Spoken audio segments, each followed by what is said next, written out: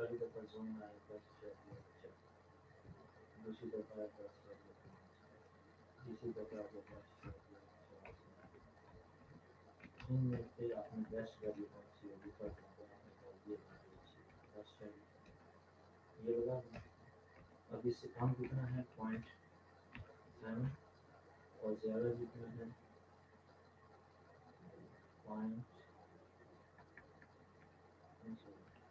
0.07 है। अभी ये समझाने को है और ये ज़्यादा कितना है 0.0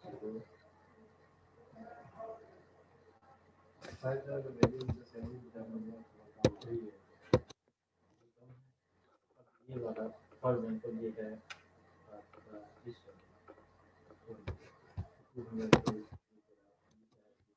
और इतना वाला इससे कितना है यूट्यूब पर लिखते हैं how we can error bar, तो वो आपको बता देगा। तो ये लोग अगर लिखोगे प्लस माइनस के साथ ऐसे ठीक है। यहाँ मुझे प्रयास क्या लिखना उसको उसको मतलब ये है कि मैं ठीक है एटलीस्ट 2 टाइम भी किया हो वहीं से भी आता है, ठीक है। अब इसके बाद ये आपने दोनों मिलकर मेरे पास आना जब मैंने काम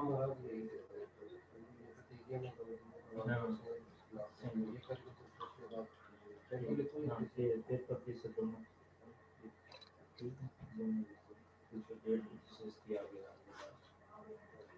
तो अगर फिर ज़्यादा इधर ही हो गए तो पहले पेपर लिख लो, कोई 15 दिन लगेंगे, ज़्यादा जल्दी हफ्ता भी लग सकता। तो उसके बाद पहले ही कंप्लीट होगा उसमें ये हमारा मेन जो ये क्योंकि आप वाले में ये है उसके पेपर में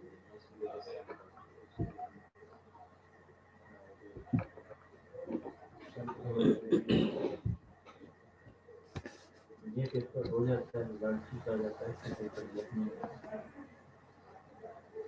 जल्दी एक आधे दिन में बचा वो भी देता है बना इसके अंदर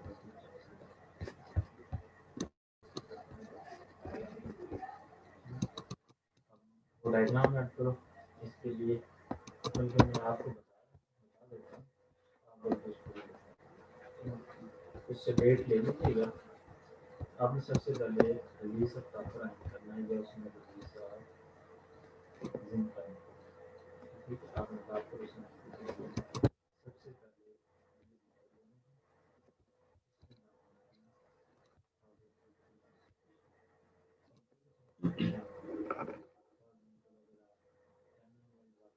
अस्सलाम वालेकुम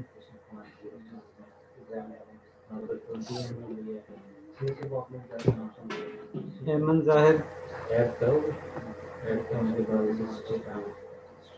हेमंत जाहिर आपने इसमें से आगे 1015 बना के फिर भी उसी 1000 बनाना, इसे लगा देना स्टूडेंट। जैसे ही बनाया तो स्टूडेंट लगाने से पहले इसमें से कितना बनाओ आपके पास सारे। ये आवाज आ रही है आप लोगों को? Yes sir. जी अमन जाहिर अब पहले जैसे स्टूडेंट पे लगाने से पहले अमन जाहिर एब्सेंट हैं आप?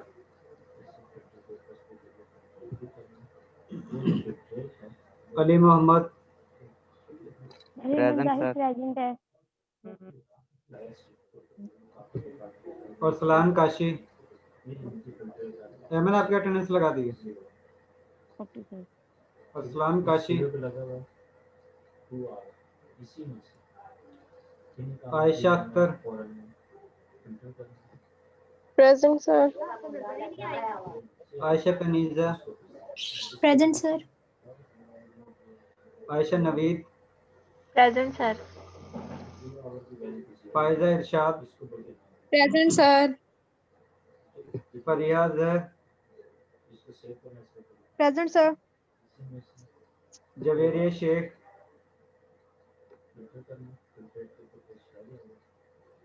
Javeria Sheikh Shinza Bakhtawar, Present, sir. Mohammad Arsalan Majeed, Present, sir. Nimra Afzal, Nimra Afzal, Nimra Sadiq, Present, sir. Nimra Shahid,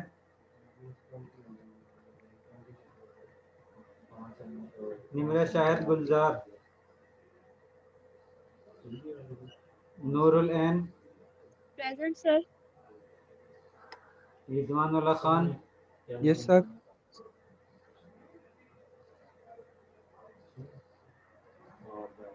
Saima Rubab, Present, sir. Sana Ghaffar, Present, sir. सीरत रानी, ये अभी भी तैयार कर दो, जब मर्जी तैयार कर लो, इसी बॉटल में शहलीजा नईम, सेव हो गया। Present, sir. अब इसी सैयदा सुमैया गिलानी, क्लोज हो Present, sir. Tauseef Ahmad,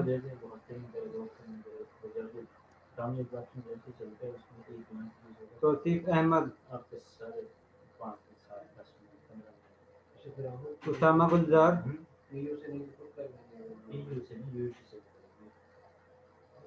Usama Gulzar, Usman Hussain Usama, Sir, Nimra Shahid, present. Usman Hussain Usama, फिर उसके बाद ROS से वजीहा मकबूल। Present, sir. और वो स्टूडेंट नाम सुन ले जो इस सेक्शन में एब्सेंट है, अगर वो प्रेजेंट है तो वो अटेंडेंस लगवा सकते हैं। और सलाम Kashi, Javeria Sheikh, Nimra Afzal, Nimra Shahid, Present, sir. Tauseef Ahmad, Usama Gulzar, Usman Hussain Usama.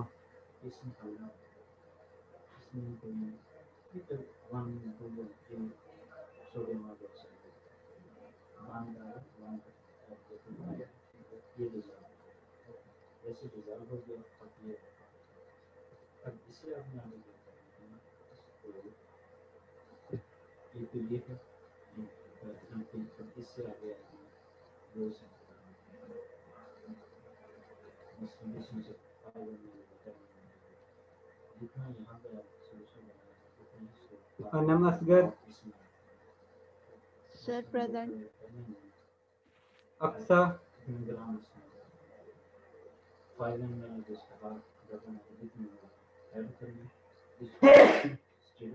Aqsa, Atiqur Rahman, Present, sir. Present. Ayesha Arshad, Aqsa है, Yes, sir. ठीक लगा दिया। Ayesha Arshad,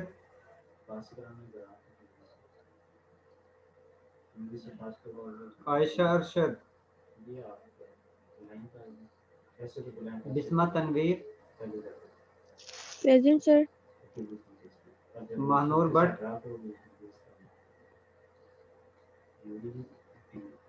Manur Bhatt, Maryam Zarif, Yes, sir. Mohammad Shahid, Mohammad Shahid Sarwar, Mohammad Shoaib, Present, sir. Noor Fatima, sir Mohammad Shahid Sarwar की भी प्रेजेंट लगा दीजिएगा। नूर फातिमा, Present, sir. राबिया नजर, Present, sir. सैयदा फातिमा वाजिद,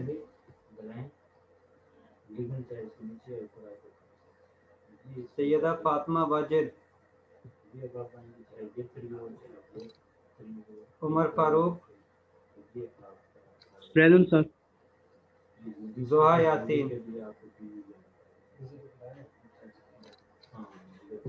जोहा यासीन। अब वो नाम सुन लें जो इस सेक्शन में एब्सेंट है। आयशा अरशद, महानूर भट्ट, सैयदा फातिमा वाजिद, जोहा यासीन।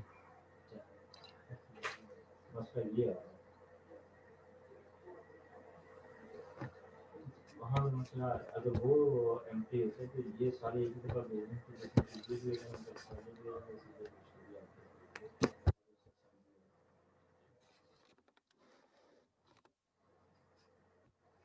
लास्ट टाइम जो आप लोगों ने स्टडी किया था, आप लोगों ने ये स्टडी किया था कि किस तरह आप लोग रेट ऑफ रिएक्शन को फाइंड आउट करते हो और तमाम डायग्राम जितने भी आपके पास हैं और वो कौन कौन सी टेक्निक हैं, कौन कौन से इंस्ट्रूमेंट हैं जिनके ज़रिए आप लोग रेट ऑफ रिएक्शन को फाइंड आउट करते हो। क्योंकि आप लोगों के पास रेट ऑफ रिएक्शन जो है वो डिफरेंट टाइम इंटरवल पर आप लोग rate of reaction find out करते हो और उसको मॉनिटर करने के लिए आप लोग डिफरेंट इंस्ट्रूमेंट यूज़ करते हो और उन डिफरेंट इंस्ट्रूमेंट के बारे में आप लोगों ने लास्ट टाइम जो है वो स्टडी किया था। आप लोगों के पास रेट ऑफ रिएक्शन जो है, एक तो इंस्टेंटेनियस रेट ऑफ रिएक्शन होता है, एक होता है average rate of reaction. Instantaneous rate of reaction वो रेट ऑफ रिएक्शन होता है जिसको आप लोग किसी भी टाइम में फाइंड आउट करते हो और एवरेज रेट ऑफ रिएक्शन वो होता है कि जिसको आप लोग डिफरेंट इंटरवल का मीन कैलकुलेट करते हो और उसके ज़रिए जो आप लोगों के पास रेट ऑफ रिएक्शन हासिल होता है उसको हम कहते हैं एवरेज रेट ऑफ रिएक्शन। जिस तरह आप लोग एक्सपेरिमेंट के दौरान, टाइट्रेशन के दौरान डिफरेंट वैल्यूज़ फाइंड आउट करते हो, जिसमें आप लोग ऑलमोस्ट जो है वो 3 रीडिंग जो है वो कैलकुलेट करते हो। अब आप लोगों के पास इंडिविजुअल वैल्यू जो है वो आप लोगों के पास इंस्टेंटेनियस वैल्यू होती है, लेकिन जिस वक्त आप लोग तीनों का सम लेते हो और 3 से डिवाइड करते हो तो उस कंडीशन में आप लोगों के पास एवरेज वैल्यू हासिल होती है।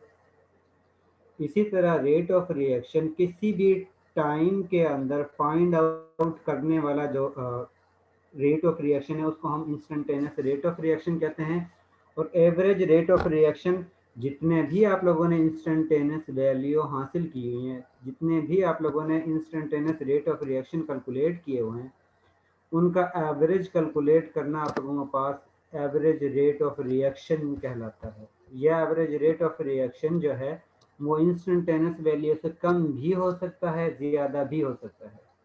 मोस्टली जो है एवरेज रेट ऑफ रिएक्शन जो है कुछ वैल्यूज से ग्रेटर होता है, कुछ वैल्यूज से इंस्टेंटेनियस रेट ऑफ रिएक्शन की कुछ वैल्यूज से एवरेज रेट ऑफ रिएक्शन कुछ ज़्यादा होता है, कुछ वैल्यूज से कम होता है।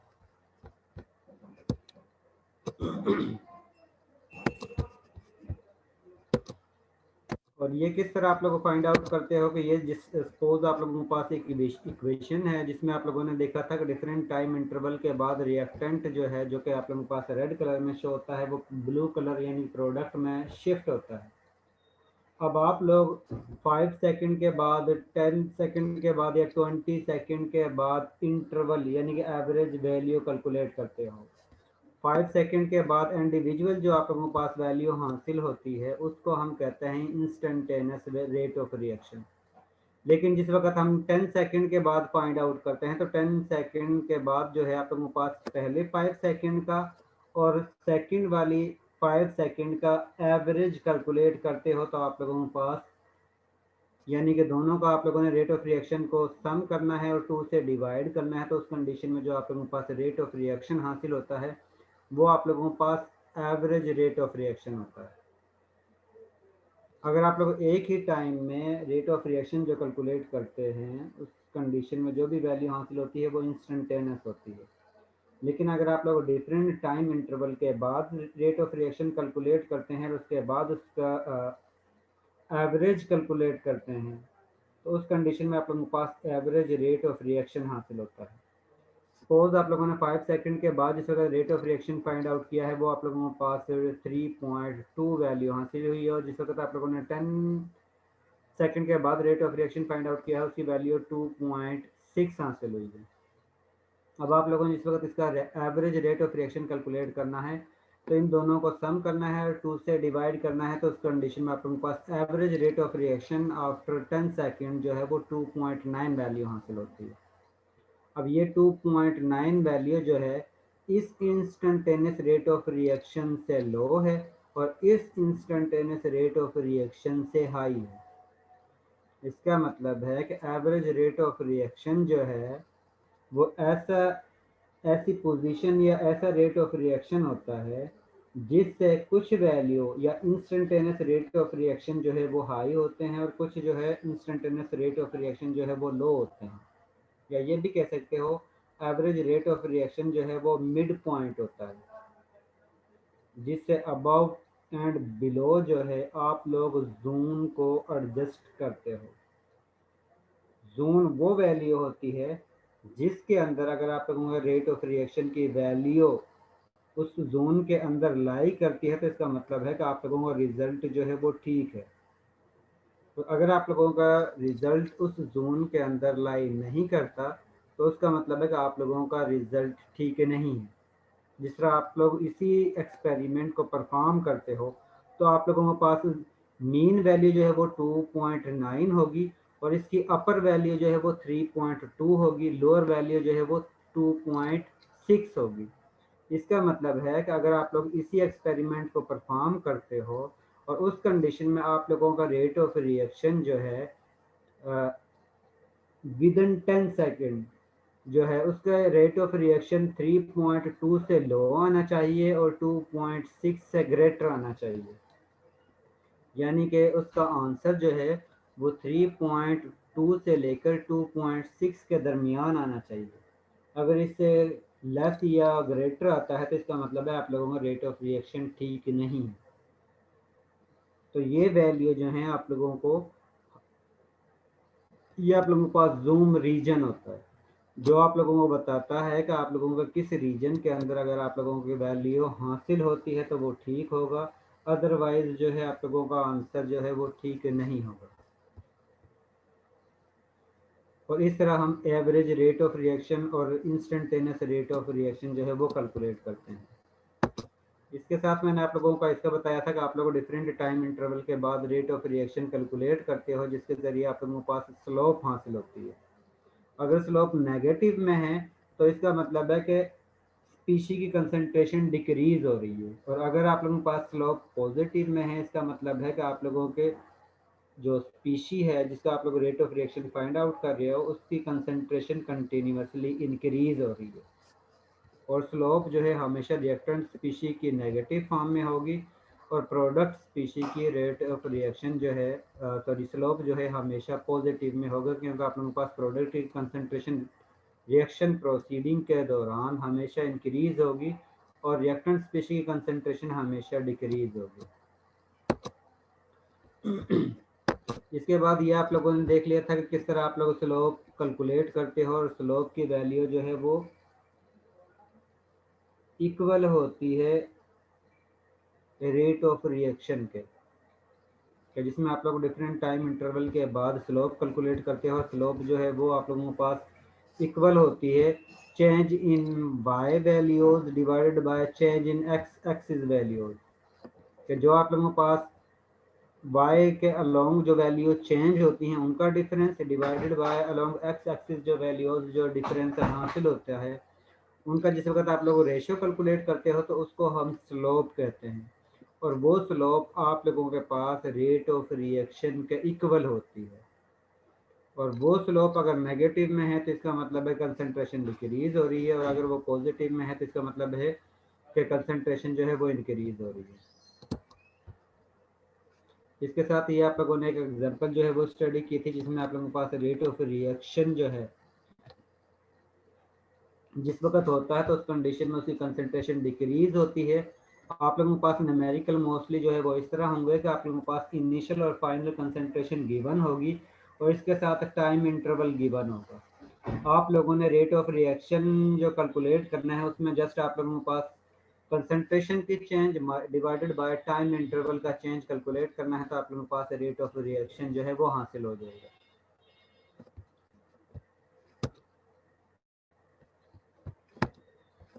ये आप लोगों को लास्ट टाइम जो है वो मैंने आप लोगों को बता दिया था कि आप लोगों की तरफ जी सर कंसंट्रेशन को डिवाइड करना है टाइम इंटरवल से। चेंज इन कंसंट्रेशन को डिवाइड करना है टाइम इंटरवल से।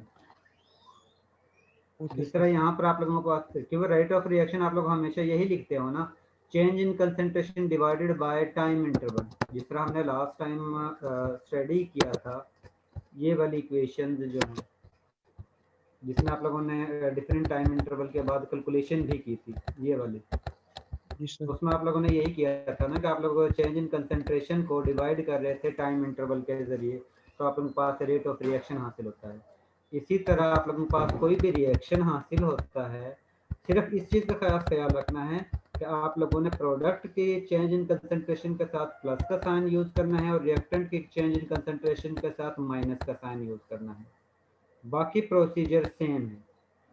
और इसके साथ आप लोगों ने सेकंड पॉइंट जो जिसका ख्याल रखना है वो ये है कि आप लोगों ने नंबर ऑफ मोल्स जो हैं उनका भी ख्याल रखना है, क्योंकि अगर आप उनके पास सेम नंबर ऑफ मोल्स होते हैं तो उस कंडीशन में तो आप लोग डायरेक्ट जो है change in concentration divided by time interval calculate कर लेते हैं, तो आप लोगों के पास रेट ऑफ रिएक्शन हासिल हो जाता है। लेकिन अगर आप लोगों के पास नंबर ऑफ मोल्स डिफरेंट हासिल होते हैं तो उस कंडीशन में हम रेट ऑफ रिएक्शन कैलकुलेट करने के लिए उस नंबर ऑफ मोल्स से भी डिवाइड करते हैं। जो आप लोगों के पास वैल्यू हासिल होती है उसको हम नंबर ऑफ मोल्स से भी डिवाइड करते हैं। जिस तरह यहाँ पर आप लोगों के पास रिएक्टेंट स्पीशीज जो है हाइड्रोजन, इसके नंबर ऑफ मोल्स हैं, तो इसका जिस वक्त आप लोग रेट ऑफ रिएक्शन कैलकुलेट करोगे तो वो इक्वल होगा change in concentration of hydrogen divided by time interval. इसी तरह आयोडीन के लिए भी चेंज इन कंसंट्रेशन, साथ में माइनस का sign, change in concentration of iodine divided by time interval. लेकिन हाइड्रोजन आयोडाइड के नंबर ऑफ मोल्स 2 हैं, तो इसका जिस वक्त आप लोगों ने रेट ऑफ रिएक्शन कैलकुलेट करना है वो इक्वल होगा 1/2 into change in concentration of hydrogen iodide divided by hydrogen iodide divided by time interval. और इस तरीके से आप लोगों ने रेट ऑफ रिएक्शन जो है वो कैलकुलेट करना है। ठीक है, ये आप लोगों के पास कुछ एग्जांपल दी हुई हैं आप लोगों को लास्ट टाइम जिस तरह आप लोगों को बताया था। ये एक एग्जांपल है जिसमें आप लोगों के पास हाइड्रोजन पेरोक्साइड का रिएक्शन कर रहे हैं आयोडाइड आयन के साथ एसिडिक मीडियम में, जिसके रिजल्ट में आप लोगों के पास ट्राई आयोडाइड आयन बनता है। अब इसमें इनिशियल कंसंट्रेशन आयोडाइड आयन के गिवन है, तो इनिशियल कंसंट्रेशन वो 1.000 है और जिस वक्त रिएक्शन होता है 10 सेकंड के बाद, जिस वक्त आप लोगों ने रिएक्शन को मॉनिटर किया है, मॉनिटर करने के बाद आप लोगों के पास आयोडाइड आयन की कंसंट्रेशन जो हासिल हुई है वो 0.868 मोलर हासिल हुई है। अब टाइम इंटरवल आप लोगों को पता है 0 से आप लोगों ने स्टार्ट किया था और 10 सेकंड के बाद आप लोगों ने इसको मॉनिटर किया है। अब इसका रेट ऑफ रिएक्शन किस तरह कैलकुलेट करना है, वही इक्वेशन जिसमें आप लोग लिखते हो rate of reaction is equal to, अब ये रिएक्टेंट स्पीशी है इसलिए हम इसके साथ माइनस का साइन यूज करते हैं, तो हम लिखेंगे -1 डिवाइडेड बाय 3 क्योंकि इसके नंबर ऑफ मोल्स हैं, into change in molar concentration of iodide ion divided by time interval. वो इक्वेशन इक्वल होती है rate of reaction is equal to -1/3 1 - 0.868 divided by 10। इसको सॉल्व करोगे तो आप लोगों के पास रेट ऑफ रिएक्शन की वैल्यू हासिल होगी और वो रेट ऑफ रिएक्शन जो है आप लोगों को बताएगा कि आप लोगों का रेट ऑफ रिएक्शन ज़्यादा है या कम है। अगर प्लस में है तो इसका मतलब है कि आप लोगों का रेट ऑफ रिएक्शन बहुत ज़्यादा स्पीड के साथ हो रहा है, और अगर माइनस में है, जितने भी माइनस में वैल्यू आती जाएगी तो उसी रेशियो से आप लोगों का रेट ऑफ रिएक्शन जो है वो इंडिकेट करेगा कि आप लोगों का रेट ऑफ रिएक्शन जो है वो बहुत ज़्यादा स्लो है या फास्ट है, और उसकी बेस पर हम बता सकते हैं कि आप लोगों का रेट ऑफ रिएक्शन क्या है। सही है, थोड़ा सा समझाएं दोबारा। किसको? सर ये जो एग्जांपल है 13.1, रेट ऑफ रिएक्शन किस तरह कैलकुलेट करते हैं? जी सर। रेट ऑफ रिएक्शन किस तरह कैलकुलेट करते हैं उसामा? रिएक्टेंट के क्या नाम, प्रोडक्ट के वो कंसंट्रेशन और ओवर रिएक्टेंट की इस तरह नहीं कर रहे हैं? उसामा पहले लेक्चर लिए हैं? लिए हैं सर जी। मैंने तो इस तरह कभी नहीं बताया कि प्रोडक्ट की कंसंट्रेशन ओवर रिएक्टेंट की कंसंट्रेशन से हम रेट ऑफ रिएक्शन कैलकुलेट कर देते हैं।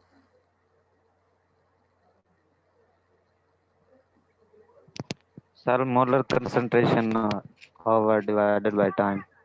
जी, मैंने आप लोगों को ये बताया है रेट ऑफ रिएक्शन कैलकुलेट करने के लिए या तो change in molar concentration of reactant divided by time interval होगा, या फिर रेट ऑफ रिएक्शन को कैलकुलेट करने के लिए change in molar concentration of product divided by time interval. ये इक्वेशन है आप लोगों के पास। ये तो मैंने कभी नहीं बताया कि आप लोगों के पास प्रोडक्ट की कंसंट्रेशन डिवाइडेड बाय रिएक्टेंट की कंसंट्रेशन से हमें रेट ऑफ रिएक्शन हासिल हो जाता है।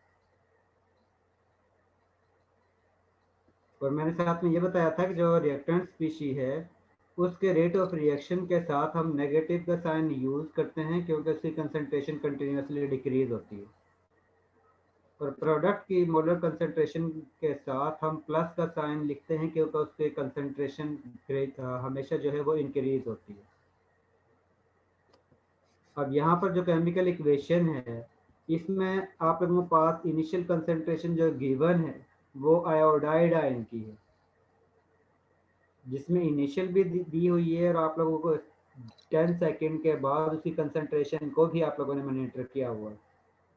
सर अगर ये जो कंसंट्रेशन है सर जी उसामा, अगर ये कंसंट्रेशन ये मोलर में दी हुई है ना, तो अगर इसमें ग्राम वगैरह तो फिर हम पहले मोल्स निकालेंगे सर जी, तब डिवाइड करेंगे टाइम पे जितना टाइम टेकन।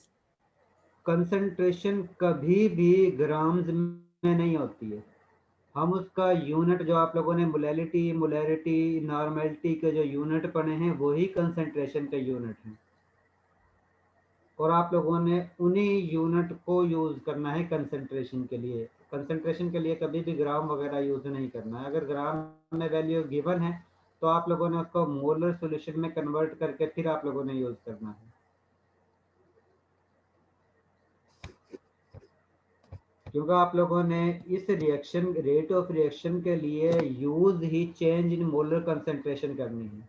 इसका मतलब है कि हम कंसंट्रेशन के यूनिट में से मोलर कंसंट्रेशन को इसमें फाइंड आउट या यूज करेंगे, किसी और कंसंट्रेशन के यूनिट को यूज नहीं करेंगे। इसी वजह से आप लोगों के पास कंसंट्रेशन जो है रेट ऑफ रिएक्शन के लिए हमेशा मोलर सॉल्यूशन ही आप लोगों को प्रोवाइड किया जाएगा। जिस वक्त आप इसको रेट ऑफ रिएक्शन कैलकुलेट करते हो तो उस कंडीशन में आप लोगों ने लिखना है rate of reaction is equal to -1/3 into change in molar concentration of iodide ion divided by time interval. अब आप लोगों के पास 1/3 ये आप लोगों के पास फाइनल वैल्यू माइनस ये इनिशियल वैल्यू, और टाइम चेंज जो है वो 10 - 0 सेकेंड होगा। जिस वक्त इसको सॉल्व करते हैं तो आप लोगों के पास रेट ऑफ रिएक्शन हासिल होता है 4.40 इंटू 10⁻³ मोलर पर सेकेंड। इसके बाद वो कहता है कि आप लोगों ने रेट ऑफ रिएक्शन कैलकुलेट करना है हाइड्रोजन आयन। जी सर 1/3 ये फिक्स है, ये फॉर्मूले में है? 1/3 मैंने कहा था कि जिस स्पीशी के जितने नंबर ऑफ मोल्स होंगे आप लोगों ने उससे डिवाइड करना है 1 को, और उसके बाद इसकी कैलकुलेशन करनी है। अगर जिस तरह ये हाइड्रोजन परऑक्साइड है इसके साथ 1 लिखा हुआ है तो हम लिखते हैं 1/1। अब इसके 3 लिखे हुए हैं मोल्स तो उस कंडीशन में हम लिखेंगे 1/3। अब इसका 2 लिखे हुए हैं तो इसका रेट ऑफ रिएक्शन कैलकुलेट करने के लिए हम लिखते हैं 1/2। जितने नंबर ऑफ मोल्स होंगे आप लोगों ने 1 को उससे डिवाइड करके फिर change in concentration divided by time interval calculate करना है। ठीक है, ओके सर। जी। अब जिस तरह अब हम हाइड्रोजन आयोडाइड के लिए कैलकुलेट कर रहे हैं तो उसके नंबर ऑफ मोल्स यहाँ पर बैलेंस्ड केमिकल इक्वेशन के अंदर 2 लिखे हुए हैं। इसका मतलब है कि जिस वक्त इसके number of rate of reaction find out करना है तो हम लिखेंगे 1 डिवाइडेड बाय ये नंबर ऑफ मोल्स यानी कि 2। इसके बाद change in molar concentration divided by time interval. अब आप लोगों के पास इसकी इनिशियल कंसंट्रेशन नहीं है, इसका आप लोगों ने rate of reaction find out कर लिया है।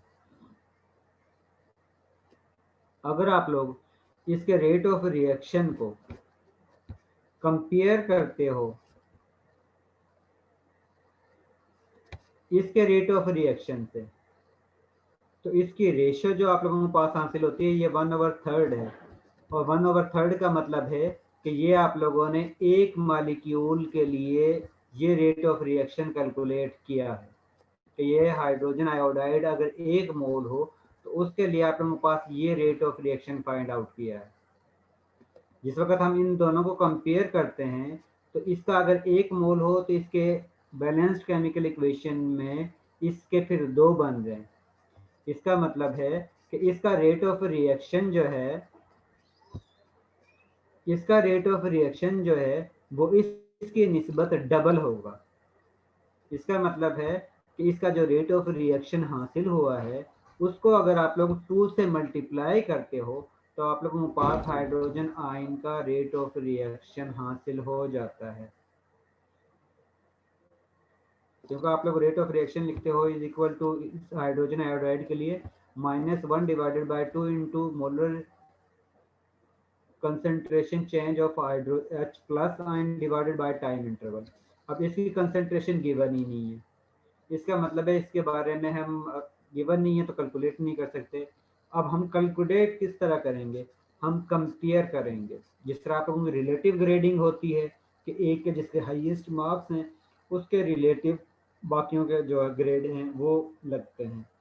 इसी तरह इस रिएक्शन के अंदर आप लोगों ने इसके कंसंट्रेशन को इसके रेट ऑफ रिएक्शन से कंपेयर करना है और उसके ज़रिए फिर आप लोगों ने rate of reaction hydrogen ion का कैलकुलेट करना है। अब ये आप लोगों के पास रेट ऑफ रिएक्शन ये हासिल हुआ है और इसके मुताबिक आप लोगों के पास रेट ऑफ रिएक्शन जो हासिल हुआ है वो 4.40 × 10⁻³ अगर आप लोग इस रेट ऑफ रिएक्शन की जगह पर ये वैल्यू पुट करते हो तो आप लोगों के पास ये इक्वेशन बनती है -1 divided by 2 delta H plus ion divided by time interval. अगर इसको हम रीअरेंज करते हैं तो ये जो 1/2 जो है दूसरी साइड पर जाकर मल्टीप्लाई होता है तो उस कंडीशन में ये आप लोगों के पास इक्वेशन बनती है delta H divided by delta T is equal to -2 into rate of reaction. और रेट ऑफ रिएक्शन आप लोगों ने पहले कैलकुलेट किया हुआ है, उसकी वैल्यू 4.40 × 10⁻³ तो 2 से इसको मल्टीप्लाई करते हैं तो आप लोगों के पास हाइड्रोजन आयन का रेट ऑफ रिएक्शन जो है वो फाइंड आउट हो जाता है। और इस तरह हम अगर आप लोगों के पास एक की कंसंट्रेशन गिवन हो तो दूसरे हाइड्रोजन या किसी भी स्पीशी का रेट ऑफ रिएक्शन जो है वो कैलकुलेट कर सकते हैं। इसी तरह आप लोगों के पास ये एक रिएक्शन है जिसमें आप लोग ग्लूकोज को एथेनॉल में और कार्बन डाइऑक्साइड गैस में कन्वर्ट करते हो और उस कंडीशन में वो पूछता है कि आप लोगों ने कैलकुलेट करना है रेट ऑफ रिएक्शन जो है वो इन दोनों का क्या कंपैरिजन है। अब आप लोग इसके लिए जिस वक्त rate of reaction find out करते हो तो वो इक्वल होता है change in molar concentration of glucose divided by delta T और इसके लिए जिस वक्त आप लोग कैलकुलेट करते हो तो वो इक्वल होता है मोलर चेंज इन कंसंट्रेशन, इसके साथ ग्लूकोज के साथ माइनस साइन आएगा और इसके साथ जो है वो प्लस का साइन आएगा तो इसका रेट ऑफ रिएक्शन जो है वो इक्वल होगा 1 divided by 2 change in molar concentration of ethanol divided by time interval. ठीक है, उस वक्त जिस वक्त आप दोनों को कंपेयर करते हो, कंपेयर करके यहाँ पर 1/2 आया हुआ है इसको दूसरी साइड पर लेकर जाएंगे तो वो मल्टीप्लाई हो जाएगा तो आप लोगों का कंपैरिजन। जी सर इसके साथ माइनस क्यों लगाना है? इसके साथ माइनस लगाना है, इसके साथ प्लस लगाना है क्योंकि ये इसकी कंसंट्रेशन जो है वो डिक्रीज हो रही है, इसकी कंसंट्रेशन जो है वो इंक्रीज हो रही है। ठीक है, ये आप लोगों के पास रिएक्टेंट स्पीशी है, ये आप लोगों के पास प्रोडक्ट स्पीशी है। आप लोगों के पास बेसिकली इसका रेट ऑफ रिएक्शन जो है वो इक्वल होगा 1/2 इनटू ये वाली वैल्यू, और इसका रेट ऑफ रिएक्शन इक्वल होगा minus change in concentration of glucose divided by time interval. अब इस 2 को 1/2 से 1/2 जो लिखा हुआ था उस 2 को दूसरी साइड पर लेकर मल्टीप्लाई किया, तो उस कंडीशन में आप लोगों के पास ये रेशो हासिल हुई है, जो इंडिकेट कर रही है आप लोगों के पास इसकी कंसंट्रेशन जो है इसकी निस्बत डबल यूज हो रही है। तो इसके 1 मोल बन रहा है तो इसके 2 मोल जो है वो कंज्यूम हो रहे हैं, और इस बेस पर हम रेट ऑफ रिएक्शन को एक दूसरे से कंपेयर कर सकते हैं। नेक्स्ट में आप लोगों को जो असाइनमेंट है, ये लेक्चर कंप्लीट कर लो, उसके बाद मैंने आज आप लोगों को 3rd असाइनमेंट भी असाइन करनी है। ये आप लोगों ने स्टडी कर लिया था कौन कौन से फैक्टर जो है आप लोगों को रेट ऑफ रिएक्शन पर अफेक्ट करते हैं। अब आप लोग रेट ऑफ रिएक्शन के दौरान के काइनेटिक्स के जरिए किस तरह रिएक्शन को मॉनिटर करते हो, कि आप लोगों का रिएक्शन जो है वो कितने स्टेप में इन्वॉल्व होता है। इसके लिए एक एग्जांपल दी हुई है कि आप लोग रिएक्शन करवाते हो नाइट्रोजन डाइऑक्साइड का कार्बन मोनोऑक्साइड के साथ, तो आप लोगों के पास नाइट्रोजन ऑक्साइड और कार्बन डाइऑक्साइड गैस बनती है। ये आप लोगों के पास ओवरऑल रिएक्शन है जिसमें आप लोगों के पास सिंगल स्टेप में प्रोडक्ट हासिल हो रही है। जिस वक्त हम स्टेप वाइज इसको रिएक्शन को लिखते हैं तो उस कंडीशन में पहले स्टेप में नाइट्रोजन डाइऑक्साइड के साथ ही रिएक्शन करता है, जिसके रिजल्ट में आप लोगों के पास नाइट्रोजन ऑक्साइड बनता है और नाइट्रोजन ट्राइऑक्साइड बनता है। अब ये नाइट्रोजन ट्राइऑक्साइड जो है वो फर्दर सेकंड स्टेप में कार्बन मोनोऑक्साइड के साथ रिएक्शन करता है, जिसके रिजल्ट में आप लोगों के पास नाइट्रोजन डाइऑक्साइड बनेगा, कार्बन डाइऑक्साइड गैस बनती है।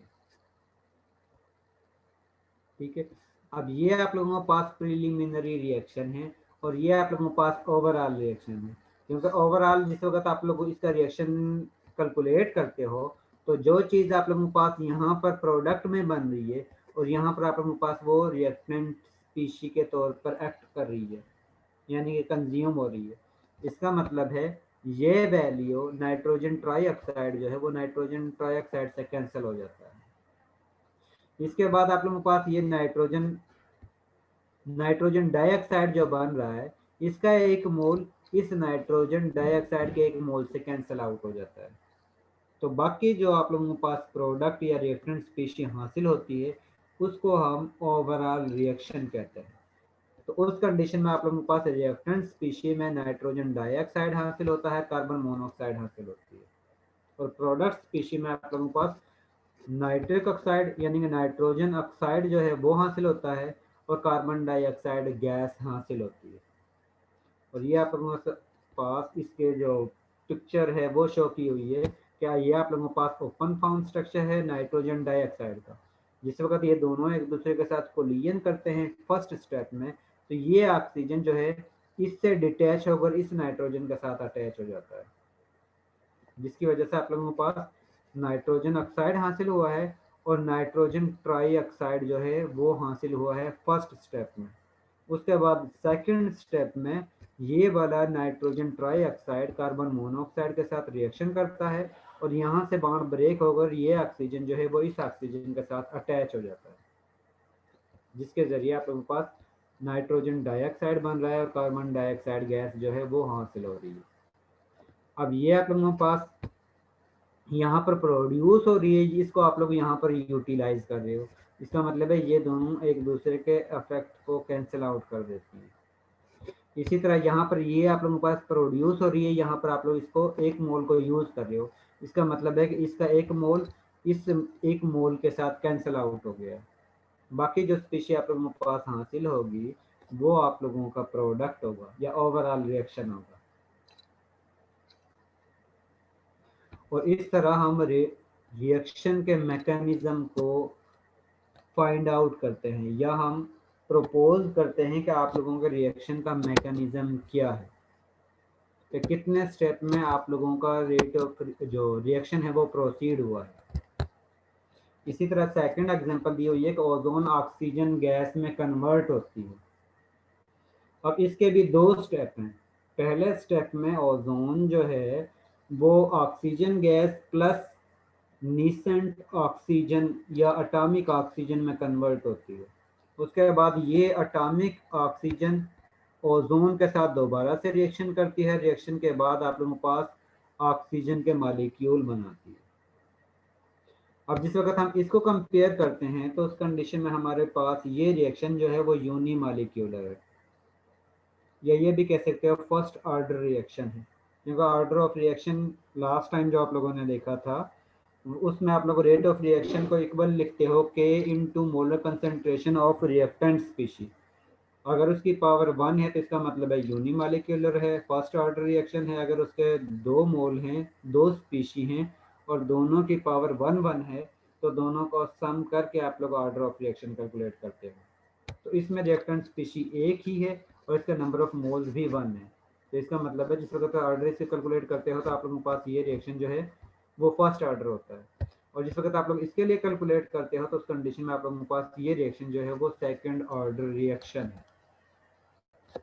और ये भी 2 स्टेप में, यानी कि ओजोन से ऑक्सीजन गैस में कन्वर्ट करना, रेट ऑफ रिएक्शन जो है वो भी 2 स्टेप में कन्वर्ट होता है, सिंगल स्टेप में कन्वर्ट नहीं होता। हम सिंपली जो है डायरेक्ट लिख देते हैं O3 एरो ऑक्सीजन 2, यानी कि by metallic of oxygen atom, और उसके बाद उसको बैलेंस कर देते हैं। लेकिन बेसिकली काइनेटिक्स हमें ये बता रही है कि आप लोगों में पहले ओजोन जो है वो कन्वर्ट होता है O2 प्लस एटॉमिक ऑक्सीजन में, उसके बाद फिर एटॉमिक ऑक्सीजन ओजोन के साथ रिएक्शन करता है तो फिर ऑक्सीजन गैस जो है वो सिंथेसाइज होती है। तो इस तरह हम केमिकल काइनेटिक्स के ज़रिए रेट ऑफ रिएक्शन को फाइंड आउट करते हैं या मैकेनिज्म के बारे में बताते हैं कि आप लोगों का रेट जो मैकेनिज्म है जिसके ज़रिए आप लोगों को प्रोडक्ट हासिल हो रहा है उसका मैकेनिज्म क्या है, वो भी केमिकल काइनेटिक्स ही आप लोगों को बताती है। इसके बाद था रेट लॉ, जिसके मुताबिक रेट ऑफ रिएक्शन जो है वो डायरेक्टली प्रोपोर्शनल है molar concentration of reactant species, और उसके जो नंबर ऑफ मोल्स हैं उनको हम रिएक्टेंट स्पीशी की मोलर कंसंट्रेशन की पावर में लिखते हैं। जिस तरह ये आपके पास एक रिएक्शन है जिसमें ए मोल के, यानी कि ए के ए नंबर ऑफ मोल्स हैं, इसी तरह बी के ये बी नंबर ऑफ मोल्स हैं, और ये प्रोडक्ट में कन्वर्ट होता है। जिस वक्त रेट लॉ के मुताबिक जिस वक्त रेट ऑफ रिएक्शन लिखते हैं तो वो इक्वल होता है K into molar concentration of A species, और ए के नंबर ऑफ मोल्स को हम पावर में लिखते हैं into number of moles of B species, और बी के नंबर ऑफ मोल्स को हम पावर में लिखते हैं। अगर इन दोनों पावरों को सम करते हैं तो हमारे पास ऑर्डर हासिल होता है, ऑर्डर ऑफ रिएक्शन। और अगर वो ऑर्डर ऑफ रिएक्शन 1 है तो इसका मतलब है रेट ऑफ रिएक्शन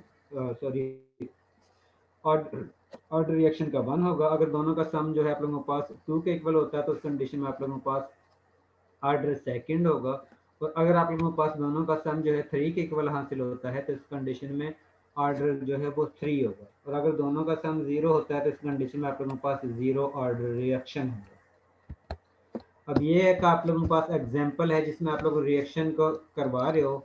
इसमें आप लोगों के पास ट्राई मिथाइल टेट्राब्यूटाइल ब्रोमाइड है जिसका आप लोग वाटर के साथ रिएक्शन करवाते हो तो आप लोगों के पास टेट्राब्यूटाइल अल्कोहल हासिल होती है। और इसका जिस वक्त हम रेट ऑफ रिएक्शन लिखते हैं वो इक्वल होता है K into molar concentration sir of. थोड़ा सा जूम कर दें सर, नजर नहीं आ रहा। सर ब्लर नजर आ रहा है। आप लोगों के पास बुक है ना, ये टोटल बुक से ही दिया जी सर। हुआ है, और बुक का पेज जो है वो मैं आप लोगों को साथ में बता देता हूँ।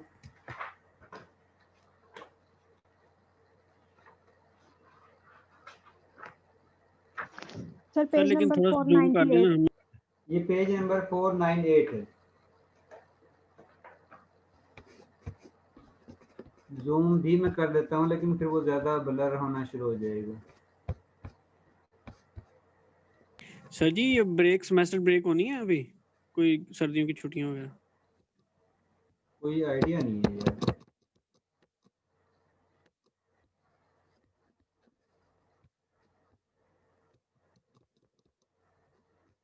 कुछ क्लियर हुआ है?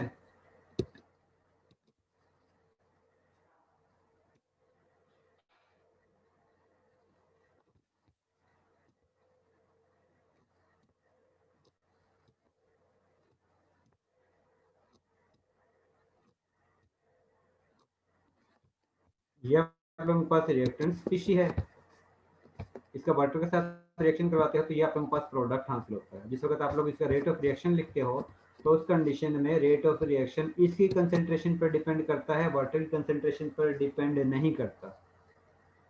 इसका मतलब है जब भी आप लोगों ने रेट ऑफ रिएक्शन लिखना है तो उस कंडीशन में आप लोगों ने मोलर कंसंट्रेशन उस स्पीशी की लिखनी है जिस पर रेट ऑफ रिएक्शन डिपेंड करता है।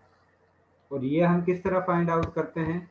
ये हम चेक करते हैं कि मोलर कंसंट्रेशन चेंज करके, कि इसकी हम कंसंट्रेशन चेंज करते जाएं और वाटर की कंसंट्रेशन कांस्टेंट रखें, तो उस कंडीशन में उस पर अफेक्ट होता है या नहीं होता, रेट ऑफ रिएक्शन ज़्यादा होता है या रेट ऑफ रिएक्शन स्लो होता है।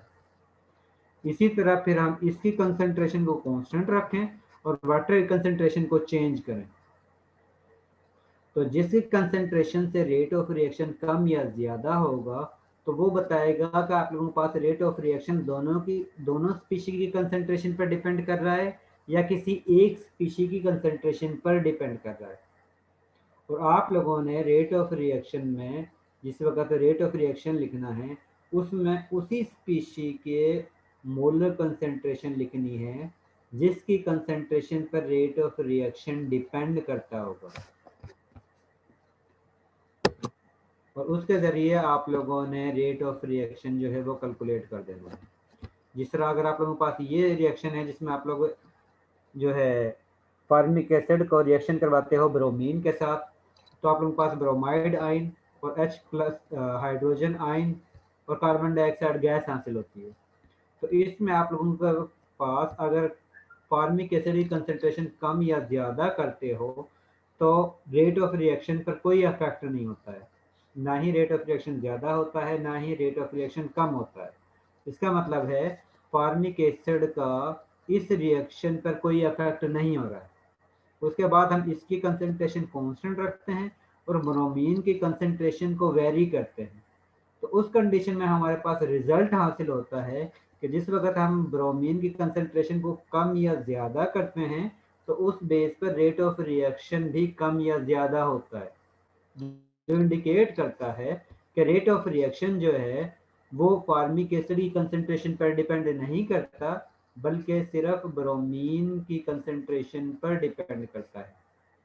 और उस कंडीशन में हम रेट ऑफ रिएक्शन जो है वो लिखते हैं equal to K constant into molar concentration of that species which involve or which determine the rate of reaction, which control the rate of reaction. तो वो स्पीशी जो रेट ऑफ रिएक्शन को control कर रही है उसकी कंसंट्रेशन हम rate of reaction में लिखते हैं। जी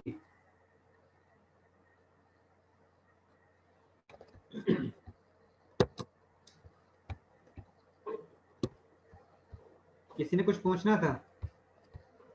यस सर, सर मैं कह रही हूँ कि हम ये कंसंट्रेशन कैसे चेंज करेंगे ब्रोमीन की? अब एक में आप लोग कम अमाउंट यूज़ करोगे, दूसरे में और ज़्यादा अमाउंट ज़्यादा यूज़ करोगे, तीसरे में और ज़्यादा अमाउंट यूज़ करोगे। वो बेसिकली कंसंट्रेशन ही चेंज करती होती है कि पहले में आप लोगों ने रिएक्शन में आप लोगों ने 1 मोलर इस्तेमाल किया है ब्रोमीन का सोल्यूशन, दूसरे रिएक्शन में आप लोगों ने 2 मोलर ब्रोमीन का सोल्यूशन जो है वो यूज़ किया है, तीसरे आप लोगों ने रिएक्शन में ब्रोमीन के 5 मोलर जो है वो यूज़ किए हैं, और उसके बाद आप लोग rate of reaction find out करते जाते हो, और जिसमें फार्मिक एसिड की कंसंट्रेशन सेम ही होगी, और उस बेस पर आप लोगों के पास रेट ऑफ रिएक्शन कम या ज़्यादा हासिल होगा, और उससे हम इंडिकेट करते हैं कि रेट ऑफ रिएक्शन किस स्पीशी की कंसंट्रेशन पर डिपेंड करता है, ब्रोमीन की कंसंट्रेशन पर डिपेंड करता है या फार्मिक एसिड पर, और उसके ज़रिए हम एक की कंसंट्रेशन को कांस्टेंट रखते हैं और दूसरी स्पीशी की कंसंट्रेशन को चेंज करते हैं, और जिस कंसंट्रेशन पर डिपेंड करेगा वो आप लोगों को रेट ऑफ रिएक्शन से जाहिर हो जाएगा। आप लोगों के पास रेट ऑफ रिएक्शन के डिफरेंट वैल्यू हासिल होंगी जिसकी कंसंट्रेशन पर रेट ऑफ रिएक्शन डिपेंड करेगा, और उसके ज़रिए हम बता सकते हैं कि रेट ऑफ रिएक्शन जो है वो किस स्पीशी की कंसंट्रेशन पर डिपेंड कर रहा है। तो रेट ऑफ रिएक्शन में हम उसी स्पीशी की कंसंट्रेशन को साथ में लिखते हैं जिसकी कंसंट्रेशन पर रेट ऑफ रिएक्शन जो है वो डिटरमाइन करता है, जिसकी कंसंट्रेशन जो है वो रेट ऑफ रिएक्शन को कंट्रोल कर रही है।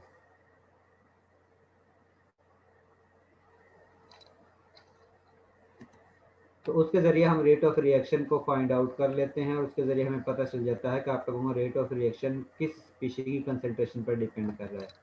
जिस तरह आप लोगों में एक स्टूडेंट ऐसा होता है जिसका CGPA बहुत अच्छा आता है, और कुछ स्टूडेंट ऐसे होते हैं जिनका CGPA जो है वो जितना मर्जी पढ़ने अच्छा नहीं आता है, ये मैं सपोज कर रहा हूँ। तो जिनका CGPA अच्छा होता है वही बाकी ग्रेडिंग पर अफेक्ट डालते हैं। इसका मतलब है कि जो पढ़ने वाला है जिसका CGPA अच्छा है उस वो ही डिपेंड करता है कि उसके मार्क्स कितने आए हैं, क्योंकि बाकियों के तो मार्क्स उससे के रिलेटिव ही कैलकुलेट करने हैं। अगर पढ़ने वाले के नंबर कम है बाकियों के भी कम है तो उस कंडीशन में कंपैरेटिवनेस जो है दोनों में बहुत कम होगी, और अगर एक के नंबर ज़्यादा आ जाते हैं बाकियों के बहुत कम आते हैं तो उस कंडीशन में बाकियों के जो ग्रेड है वो कम आ जाते हैं। और अगर सभी के वैल्यू सेम आ जाती है कि एक दूसरे पर कोई इफेक्ट नहीं डालते तो उसका मतलब है कि आप लोगों का ग्रेड सभी का सेम होगा। तो यहाँ पर भी अगर रेट ऑफ रिएक्शन किसी स्पीशी की कंसंट्रेशन को चेंज करने से रेट ऑफ रिएक्शन कम या ज़्यादा होता है तो इसका मतलब है उसकी कंसंट्रेशन रेट ऑफ रिएक्शन को कंट्रोल कर रही है। और जब भी हम रेट ऑफ रिएक्शन लिखेंगे तो जिसकी कंसंट्रेशन चेंज करने से रेट ऑफ रिएक्शन चेंज होगा उसके हम डायरेक्टली प्रोपोर्शनल लिखते हैं, यानी कि rate of reaction is equal to K constant होगा, और इसके साथ आप लोगों ने उस स्पीशी की कंसंट्रेशन लिखनी है जिस स्पीशी की कंसंट्रेशन से रेट ऑफ रिएक्शन जो है वो चेंज होता है, जिस वक्त आप लोग उस स्पीशी की कंसंट्रेशन चेंज करते हो, और उसके ज़रिए आप लोग रेट ऑफ रिएक्शन जो है वो कैलकुलेट कर लेते हो। अब इस कंडीशन में आप लोगों के पास रेट ऑफ रिएक्शन जो है वो इक्वल आता है K इंटू ब्रोमीन और उसकी पावर 1। इसका मतलब है ये रिएक्शन जो है वो फर्स्ट ऑर्डर रिएक्शन है। इसी तरह ये जो रिएक्शन है इसका रेट ऑफ रिएक्शन इक्वल है टर्शियरी ब्यूटाइल ब्रोमाइड के, और इसकी पावर भी 1 है। इसका मतलब है कि ये इसका ऑर्डर जो है वो भी 1 है, इसका ऑर्डर भी 1 है। इसी तरह अगर आप लोग डिफरेंट रिएक्शन जो है वो लिखते हो और उस कंडीशन में उसका रेट ऑफ रिएक्शन भी आप लोग कैलकुलेट कर लेते हो, और उसके ज़रिए आप लोगों को पता चल जाता है कि किसकी कंसंट्रेशन रेट ऑफ रिएक्शन को कंट्रोल कर रही है और किसकी कंसंट्रेशन जो है रेट ऑफ रिएक्शन को कंट्रोल नहीं कर रही। अब रेट ऑफ रिएक्शन को हम किस तरह फाइंड आउट करते हैं, हमें किस तरह पता चलता है कि इसकी कंसंट्रेशन ज़्यादा बनेगी, ये रेट ऑफ रिएक्शन को कंट्रोल करेगा या ये स्टेप रेट ऑफ रिएक्शन को कंट्रोल करेगा। वो वाला रिएक्शन जिसमें रेट ऑफ रिएक्शन सबसे लो होगा वो स्टेप रेट ऑफ रिएक्शन या रेट डिटरमाइनिंग स्टेप होगा, और उसकी कंसंट्रेशन कंट्रोल करेगी कि इसका ऑर्डर जो है यूनिमॉलिक्यूलर सेकंड है जो भी है। जिस तरह अगर आप लोगों के सपोज 40 की स्ट्रेंथ है और आप लोगों को सभी को सेम कोर्स पढ़ाना है, सेम सिलेबस जो है वो कवर करवाना है। अब कुछ आप में से ऐसे स्टूडेंट भी होंगे जो थोड़ा सा आप लोगों को समझाएं तो वो समझ जाते हैं, और कुछ स्टूडेंट ऐसे भी होते हैं जिनको जितना मर्जी समझाएं उनको समझ नहीं आता है, लेकिन हमें सभी को साथ लेकर चलना पड़ता है। इसका मतलब है कि जिनको समझ नहीं आती या पढ़ने वाले कम होते हैं, जो कम सीखते हैं, उनकी वजह से हमें कम पढ़ाना पड़ता है। इसका मतलब है कि वो स्टूडेंट जो स्लो लर्निंग करते हैं वो आप लोगों की टोटल क्लास के लेसन को कंट्रोल कर रहे हैं, क्योंकि उनकी वजह से ही हमें कम पढ़ाना पड़ता है। इसी तरह रेट ऑफ रिएक्शन में वो वाले स्टेप जिसमें रिएक्टेंट प्रोडक्ट में बड़ी स्लो स्पीड के साथ कन्वर्ट होती है उसको हम स्लो रेट ऑफ रिएक्शन कहते हैं, और वही स्टेप जो है आप लोगों का रेट डिटरमाइनिंग स्टेप होता है। वही स्टेप जो है आप लोगों को बताता है कि इसका ऑर्डर क्या होगा। वही स्टेप आप लोगों को बताएगा कि आप लोग किस स्पीशी की अमाउंट ज़्यादा यूज़ करोगे तो आप लोगों के पास प्रोडक्ट कम होगी या ज़्यादा होगी। जिस तरह आप लोग नाइट्रोजन डाइऑक्साइड से कार्बन मोनोऑक्साइड का रिएक्शन करवाते हो और आप लोगों के पास नाइट्रिक ऑक्साइड और कार्बन डाइऑक्साइड गैस हासिल होती है। अब ये 2 स्टेप में है। अब पहला स्टेप जो है वो पहला स्टेप जो है वो स्लो है, जिसमें नाइट्रोजन डाइऑक्साइड के साथ कोलिजन करता है और आप लोगों के पास नाइट्रोजन ऑक्साइड और नाइट्रोजन ट्राई ऑक्साइड हासिल होता है। अब ये स्लो स्टेप है, यानी कि इनकी कोलिजन कम होगी और कम ही आप लोगों के पास ये प्रोडक्ट बनेगा, और जितनी अमाउंट में ये बनेगा ये फौरन से कार्बन मोनोऑक्साइड के साथ रिएक्शन कर देगा और आप लोगों के पास नाइट्रोजन डाइऑक्साइड और कार्बन डाइऑक्साइड गैस जो है वो प्रोड्यूस कर देगा। इसका मतलब है कि ये स्टेप जो है वो फास्ट है, क्योंकि इसमें ये प्रोडक्ट बड़ी स्पीड के साथ कार्बन मोनोऑक्साइड के साथ रिएक्शन करेगा। इसका मतलब है कि ये स्लो स्टेप जो है वो आप लोगों के रिएक्शन को कंट्रोल कर रहा है। सर इनमें ना कॉमन आयन इफेक्ट लग सकता है जैसे आपने ये रिएक्शन किया सर जी? कॉमन आयन इफेक्ट भी अप्लाई हो सकता है, तो बेसिकली वो भी कंसंट्रेशन को कंट्रोल करता है। ये जो रिएक्शन है इनमें इक्विलिब्रियम होगा, मतलब ये डिपेंड करता है कि आप लोगों का प्रोडक्ट जो है वो ज़्यादा स्टेबल है, रिएक्टेंट जो है वो ज़्यादा स्टेबल है, या फिर आप लोगों का प्रोडक्ट ही प्रोडक्ट बन रहा है, रिएक्टेंट में वो कन्वर्ट नहीं हो रहा। क्योंकि ये केमिकल काइनेटिक्स जो हम स्टडी कर रहे हैं वो आप लोगों का ये रिएक्शन है कि आप लोगों का रिएक्टेंट प्रोडक्ट में कन्वर्ट होता है या नहीं होता है, स्पीड के साथ होता है या स्लो होता है। केमिकल इक्विलिब्रियम का ये भी पोर्शन ही नहीं है इसमें कि हम इसको स्टडी करें। केमिकल इक्विलिब्रियम वाला जो चैप्टर है वो नेक्स्ट है। केमिकल काइनेटिक्स सिर्फ ये बताती है कि आप लोगों को रिएक्टेंट प्रोडक्ट में कन्वर्ट हो रहा है या नहीं हो रहा है। केमिकल काइनेटिक्स आप लोगों को ये बताती है कि रिएक्टेंट प्रोडक्ट में स्पीड के साथ कन्वर्ट हो रहा है या स्लो हो रहा है। केमिकल काइनेटिक्स आप लोगों को ये बताती है कि आप लोगों का इंटरमीडिएट भी बनता है या नहीं बनता है, कि कितने स्टेप में आप लोगों का रिएक्शन प्रोडक्ट में कन्वर्ट होता है। ये नहीं बताती कि आप लोगों का रिएक्शन जो है वो रिवर्सिबल है या इरिवर्सिबल है। इसके बारे में आप लोगों को थर्मोडायनामिक्स जो है वो इंफॉर्मेशन देती है। ठीक है, केमिकल काइनेटिक्स के जरिए आप लोग बता नहीं सकते, लेकिन अज्यूम करके कैलकुलेशन कर सकते हो कि आप लोगों को ये स्टेप जो है वो रिवर्सिबल है, ये इरिवर्सिबल है। क्योंकि थर्मोडायनेमिक्स आप लोगों ने पहले चैप्टर पढ़ा था और उसके ज़रिए आप लोगों को जो है वो ये इन्फॉर्मेशन मिल गई थी कि कौन से रिएक्शन जो है वो रिवर्सिबल हो सकते हैं, कौन से नहीं हो सकते।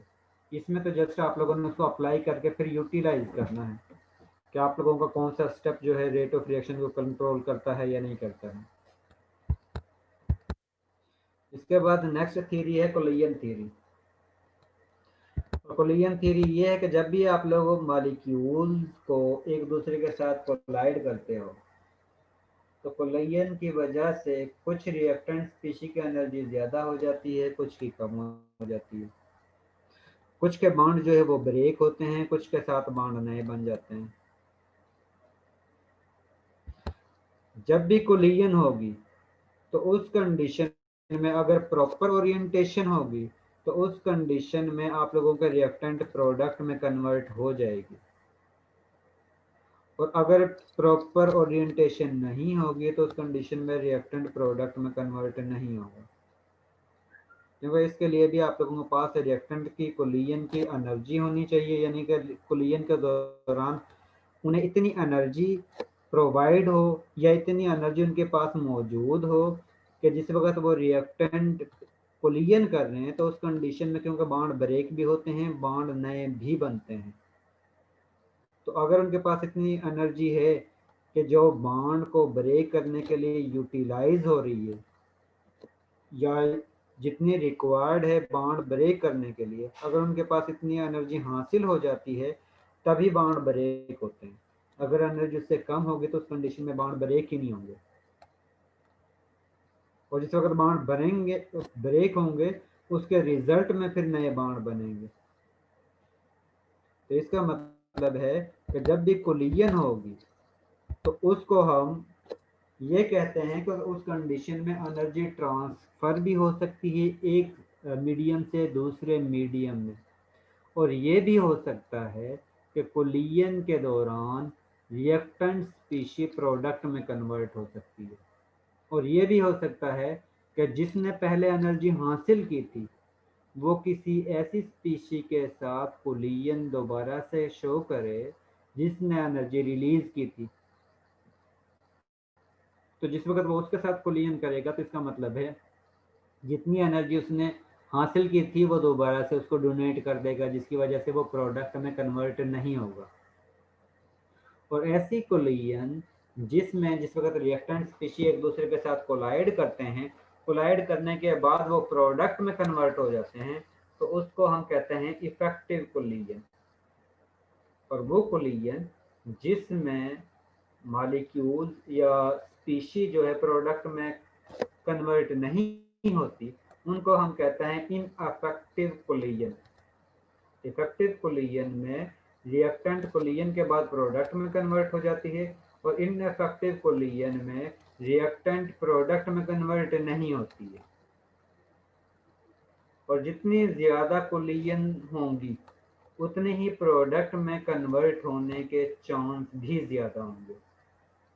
जिस वक्त कोलिजन होती है तो उस कंडीशन में मॉलिक्यूल्स की एनर्जी जो है वो बहुत ज़्यादा हो जाती है, जिसको हम ट्रांजिशन स्टेट कहते हैं। जिस तरह सपोज ये आप लोगों के पास मॉलिक्यूल है और एक ये मॉलिक्यूल है, ये दोनों आपस में टकराते हैं, टकराने के बाद इनकी एनर्जी जो है वो इंक्रीज होती है, और उस स्टेट को हम कहते हैं ट्रांजिशन स्टेट या एक्टिवेटेड स्टेट। सर जी इफेक्टिव कोलिजन एक दफा रिपीट कर दें। इफेक्टिव कोलिजन में जिस वक्त मॉलिक्यूल्स एक दूसरे के साथ कोलिजन करेंगे, टकराएंगे, तो उस कंडीशन में वो प्रोडक्ट में कन्वर्ट हो जाएंगे। उनके पास इतनी एनर्जी होगी कि वो एक दूसरे के साथ टकराए हैं, टकराने के बाद वो प्रोडक्ट में कन्वर्ट हो गए, क्योंकि उसके लिए ज़रूरी है कि आप लोगों के पास मॉलिक्यूल्स के पास एनर्जी हो और उसकी ओरिएंटेशन प्रॉपर हो। ये दो चीज़ें होंगी और उसके बाद वो कोलिजन करेंगे तो वो प्रोडक्ट में कन्वर्ट हो जाएंगे। और ऐसी कोलिजन जिसमें वो टकराने के बाद प्रोडक्ट में कन्वर्ट हो जाते हैं उनको हम इफेक्टिव कोलिजन कहते हैं। और वो कोलिजन जिसके टकराने के बाद भी स्पीशी प्रोडक्ट में कन्वर्ट नहीं होती उसको हम इनएफेक्टिव कोलिजन कहते हैं। और जब भी कोलिजन होगी तो उस कंडीशन में स्पीशी की एनर्जी इंक्रीज होगी, और उस स्टेट को हम एक्टिवेटेड स्टेट या एक्टिवेशन स्टेट कहते हैं। जिस वक्त मॉलिक्यूल्स कोलिजन करते हैं, कोलिजन करने के बाद आप लोगों के पास प्रोडक्ट फॉर्मेशन होती है। अब किस तरह होती है इसकी एग्जांपल, सपोज ये पीक है, तो इसमें आप लोगों के पास ओजोन का मॉलिक्यूल एटॉमिक ऑक्सीजन से कोलिजन करता है, कोलिजन करने के बाद इनकी एनर्जी इंक्रीज होती है और इस पोजीशन पर पहुंचती है जिस वक्त आपस में ये कोलिजन शो करते हैं, और इस स्टेट को हम कहते हैं ट्रांजिशन स्टेट, जिस वक्त इन दोनों की एनर्जी मैक्सिमम होती है। अब इस मैक्सिमम से ये प्रोडक्ट में भी कन्वर्ट हो सकते हैं, रिएक्टेंट में भी कन्वर्ट हो सकते हैं। अब ये डिपेंड करता है कि इस एनर्जी से इनके पास ज़्यादा एनर्जी है या कम एनर्जी है। अगर इस स्टेट से ज़्यादा एनर्जी है इन दोनों के पास तो ये प्रोडक्ट में कन्वर्ट हो जाएंगे, और अगर आप लोगों के पास इन दोनों के पास एनर्जी इससे कम है तो उस कंडीशन में ये दोबारा से रिएक्टेंट स्पीशीज में कन्वर्ट हो जाते हैं। अब ये बेसिकली बैरियर है जिससे रिएक्टेंट स्पीशीज ने गुजर के प्रोडक्ट में कन्वर्ट होना होता है, और इस बैरियर की हाइट को हम कम या ज्यादा कर सकते हैं with the help of catalyst. तो कैटालिस्ट वो स्पीशी होती है जो रिएक्शन को स्पीड अप करती है लेकिन उसमें इन्वॉल्व नहीं होती। कैटालिस्ट बेसिकली इसकी ट्रांजिशन स्टेट को या बैरियर हाइट को लो कर देता है, जिसकी वजह से ये आसानी से इस क्लाइंब पर चढ़ती हैं, चढ़ने के बाद प्रोडक्ट में कन्वर्ट हो जाती हैं। लेकिन इसकी हाइट जो है वो बहुत ज़्यादा है। अब इस पर इनके पास चढ़ना मुश्किल होता है, इस पर चढ़ना आसान हो जाता है। अब बेसिकली कैटालिस्ट इसकी हाइट को डिक्रीज करता है, जिसकी वजह से ये रिएक्टेंट स्पीशीज जो है वो आसानी से प्रोडक्ट में कन्वर्ट हो जाती है। और इस तरह रेट ऑफ रिएक्शन जो है कैटालिस्ट की मदद से स्पीड अप होता है। कैटालिस्ट जो है वो रेट ऑफ रिएक्शन को ज़्यादा तेज़ करता है लेकिन उसमें इन्वॉल्व नहीं होता। इसी तरह जो इंजन है उसके अंदर जो रिएक्शन होता है वो भी आप लोगों के पास कैटालिसिस की ही एग्जाम्पल है। इसके बाद मैंने आप लोगों को बताया था कैटालिसिस जो है वो दो तरह के होते हैं, एक को हम होमोजीनियस कहते हैं, एक को हेट्रोजीनियस कहते हैं। होमोजीनियस वो वाले जिसमें कैटालिस्ट और रिएक्टेंट स्पीशी का फेज सेम है, यानी कि सॉलिड में ही रिएक्टेंट है, सॉलिड में ही प्रोडक्ट कैटालिस्ट है, या फिर सॉलिड में ही रिएक्टेंट है और लिक्विड में ही आप लोगों के पास रिएक्टेंट स्पीशी है और लिक्विड फॉर्म में ही आप लोगों के पास कैटालिस्ट है, या फिर गैस फॉर्म में ही रिएक्टेंट स्पीशी है और गैस फॉर्म में ही आप लोगों के पास कैटालिस्ट है। अगर दोनों का कैटालिस्ट और रिएक्टेंट स्पीशी का सेम फेज होगा तो उसको हम कहेंगे होमोजीनियस कैटालिसिस, और वो रिएक्शन जिसमें आप लोगों के पास दोनों का फेज रिएक्टेंट स्पीशी और कैटालिस्ट का फेज डिफरेंट होगा तो उसको हम कहते हैं हेट्रोजीनियस कैटालिस्ट। अब इसमें आप लोगों के पास कैटालिस्ट और रिएक्टेंट स्पीशी गैस फॉर्म में है, दोनों सेम फॉर्म में है, तो इसको हम कहते हैं होमोजीनियस कैटालिसिस। अब इस कंडीशन में आप लोगों के पास कैटालिस्ट जो है वो सॉलिड फॉर्म में है और रिएक्टेंट स्पीशी जो है वो आप लोगों के पास गैस फॉर्म में है। अब इन दोनों का फेज डिफरेंट है तो इसको हम कहते हैं हेट्रोजीनियस कैटालिसिस। और हेट्रोजीनियस कैटालिसिस के बेसिकली 4 स्टेप होते हैं कि जिसमें आप लोगों के पास रेट ऑफ रिएक्शन जो है वो कंप्लीट होता है। कि पहले में गैस स्पीशी जो है वो कैटालिस्ट जो सॉलिड फॉर्म में है उसकी सरफेस के ऊपर आके अटैच यानी कि उसके करीब आती है, उनके दरमियान इंटरेक्शन जनरेट होती है। उसके बाद रिएक्टेंट स्पीशी के दरमियान से पार्शली बॉन्ड ब्रेक होते हैं और जो रिएक्टेंट स्पीशी है उनके आपस में पार्शली नए बॉन्ड बनते हैं। थर्ड स्टेप में एक स्पीशी जो है वो अलहदा हो जाती है दूसरी स्पीशी के साथ। एक मॉलिक्यूल हाइड्रोजन का जो है वो जिस तरह ईथीन मॉलिक्यूल है उसके आप लोग हाइड्रोजनेशन करते हो तो हाइड्रोजन गैस जो है वो भी और ईथीन गैस जो है दोनों ही निकल आप लोगों के पास कैटालिस्ट है, उसकी सरफेस के ऊपर आते हैं, उनके दरमियान इंटरेक्शन होती है। सेकंड स्टेप में हाइड्रोजन के दरमियान जो बॉन्ड है वो ब्रेक हो जाता है। थर्ड स्टेप में एक हाइड्रोजन का एटम इसके साथ अटैच हो जाता है और एक हाइड्रोजन जो है एज इट इज मौजूद होता है ऑन द सरफेस ऑफ निकल। और फोर्थ स्टेप में ये हाइड्रोजन भी ईथीन जो है उसके साथ अटैच हो जाता है और प्रोडक्ट में इथेन में कन्वर्ट हो जाता है और उसके बाद ये सरफेस ऑफ कैटालिस्ट से रिमूव हो जाता है। इस तरह आप लोगों के पास हेट्रोजीनियस कैटालिसिस जो है वो प्रोसीड करता है। ये कुछ एग्जांपल हैं हेट्रोजीनियस कैटालिसिस के, और इसके साथ ही आप लोगों को ये चैप्टर जो है ऑलमोस्ट कंप्लीट हो चुका है। और अब आप लोगों वो असाइनमेंट सुन लें जो आप लोगों ने इस वीक के अंदर कंप्लीट करनी है। सर जी ये थोड़ा टाइम ज्यादा दीजिएगा क्योंकि ना हमारी वो प्रेजेंटेशंस भी हैं, बाकी भी हम असाइनमेंट्स वगैरह बना रहे हैं तो इस हफ्ते का। और ना सर जी वो जो लास्ट डेट आप वो टाइम रखते हैं ना वो 12 बजे का रखा करें, आप सुबह वाला रख देते हैं, वो इसी चक्कर में हमारी वो असाइनमेंट रह जाती है। फिर आप लोगों को वही टाइम मिलेगा जो फिक्स है, इससे ज्यादा एक्सटेंशन 1 मिनट की भी नहीं होगी।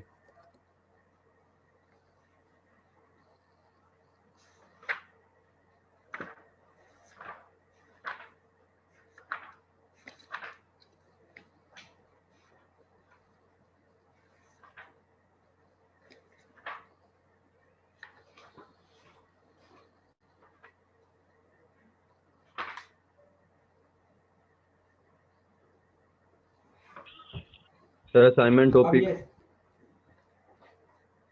न्यूमेरिकल, और वो मार्क करने कहाँ से कहाँ तक आप लोगों ने करने हैं?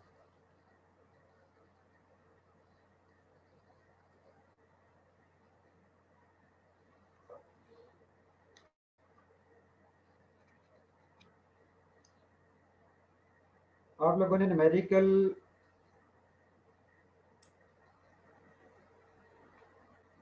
13.52 से लेकर कहाँ से सर जी? 13.52 से लेकर 13.58 तक, और इसके बाद आप लोगों ने 13.63 से लेकर 13.66 तक।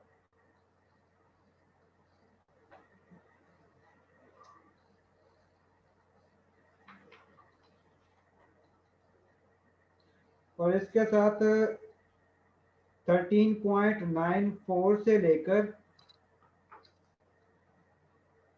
सर दोबारा बताइएगा 13.66 के बाद जो है क्या है?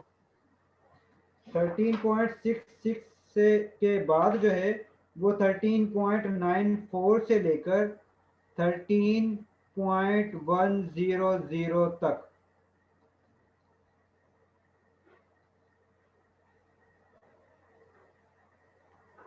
Okay sir. इसका केमिकल इक्वेशन लिखी हुई है, आप लोगों ने रेट ऑफ रिएक्शन लिखना है, इस तरह कैलकुलेशन है, या फिर आप लोगों के पास रेट ऑफ रिएक्शन की कैलकुलेशन है, बस इसके अलावा इन न्यूमेरिकल में और कुछ भी नहीं है।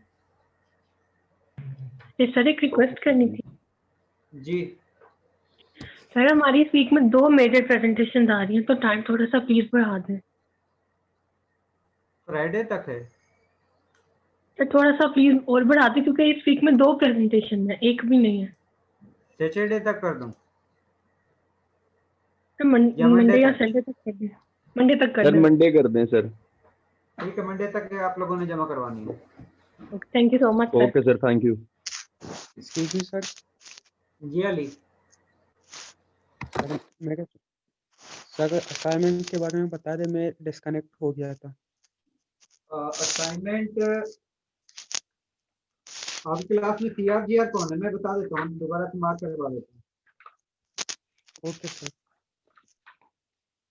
आप लोगों की असाइनमेंट है 13.52 से लेकर 13.58 तक, उसके बाद 13.63 से लेकर 13.66 तक, उसके बाद 13.94 से लेकर 13.100 तक। सर जी क्लास का ग्रुप भी बनवा दें, कोई अनाउंसमेंट वगैरह होती है तो सर पता चल जाता है। आप लोगों ने ग्रुप नहीं बनाया हुआ? सर जी बना हुआ, ये लेट है। नहीं इनको सर, भी मैं ऐड नहीं कर ऐड दें नहीं हूँ ग्रुप में। इस N और N3 का जो ग्रुप है उसमें सभी को ऐड करें, और ये मैसेज उसमें भी शेयर कर दें कि जो आप लोगों की असाइनमेंट है। अब वो स्टूडेंट अटेंडेंस सुन ओके लें जो सर। एब्सेंट है।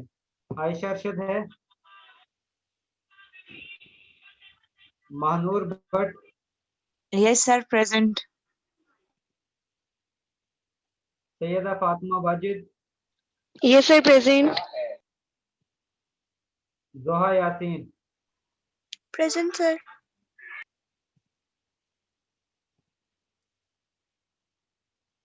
सर जी मेरी अटेंडेंस भी।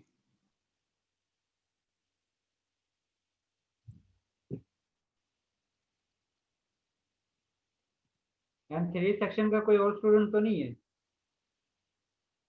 आयशा अरशद है?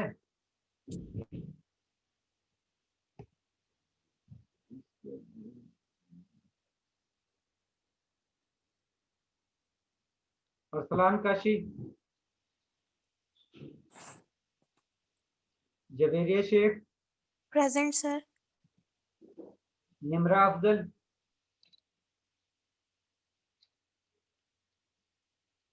Tausif Ahmad, present sir. Usama Gulzar, sir जी उस्मान हुसैन उसामा।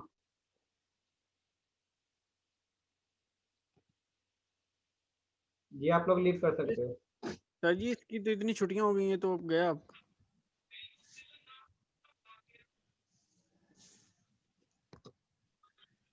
हेलो यार, जो भी ग्रुप एडमिन है यार, मुझे ऐड कर दे ग्रुप में।